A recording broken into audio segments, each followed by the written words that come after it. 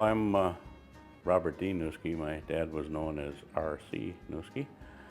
And of course, my wife sitting next to me is Darlene Nueske from Nueske's. Our family name was pronounced Nueske many years ago. And then customers kept hanging up on the phone when we'd answer it Nueske, and so we thought maybe we should change the company name to Nueske.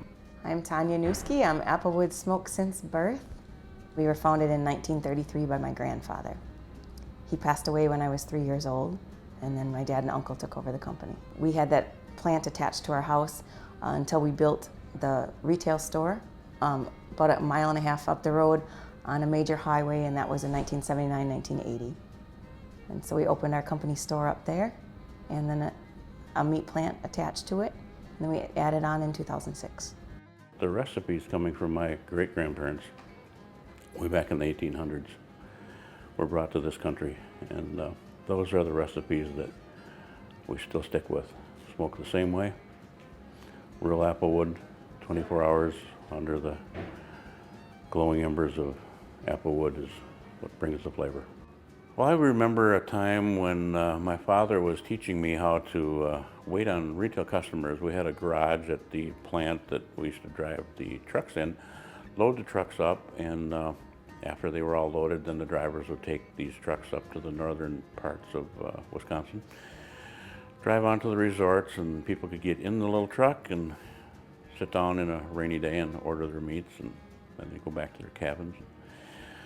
So we had customers knocking on our door that would just knock on a back door and want to come in and purchase some meat, and we weren't really a retail store company, we were just wholesalers. And finally we took the space that the truck used to sit in, we put a meat case in there and opened up a little retail store. We started the meal order company because we had many customers who said, can't we just order this through the mail? And we ended up with a little trifold paper. That was our first mail order catalog. And then we took orders during the day, and at night we'd fill the orders.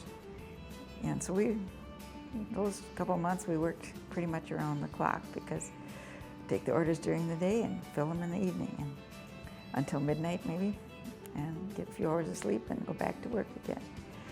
And it was fun talking to people all over the United States, taking the orders, but it was small, and at one time we had like 4 of us girls taking orders in one little room. And we enjoyed it. It was fun. People commented on our accents, like, oh, I love your accent. I said, I don't have an accent. But I guess to people down south and maybe out west, we seem to have an accent, but to us it doesn't seem like we do. Well, I think the thing that stands out to me most of all is the culture that has been created in this company, because we keep hearing from people that come into the company from the outside that join us. They say, I have never worked for a company like this. How did you build a company that everybody working here works here? It's like their own company. There's a sign we have along the highway that says 80 years and still smoking. And as time goes on, years keep passing, and Darlene said to me, so when are we going to start planning for the 80th anniversary? And I said, I guess maybe we should. And then this time, the team really came together here at Nueske's. They started having meetings once a month and got things put together, learning a little bit from our 75th, and then as the time gets closer and closer, of course, we watch the weather, and the weather looks like it's going to be a little bit rainy, and we say, wonder what's going to happen. So here we sit on somewhat of a rainy day, but I look around and people are coming anyway. It's good Wisconsin people. Come out, rain or shine. Doesn't matter. We were down here at the 50th and the 75th, and now we're here at the 80th. Just enjoy the fun. Just enjoy the fun and the good food, Nueske's products. I love everything about Nueske's. We love the bacon. We love coming to Wittenberg to see the Nueske's. It's amazing in today's society and economy that a company can last that long. I think it speaks to their family values and their values of valuing their employees in the community. They are a great ambassadors for Wittenberg, Wisconsin. Hope it goes another 80 years. I don't know what to think my grandfather would think if he could see the company now 80 years later.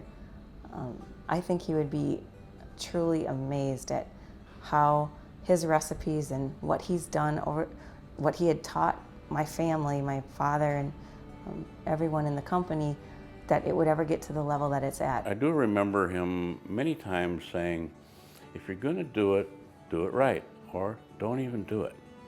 And he said, just don't give up on pursuing it when you know it's the right thing.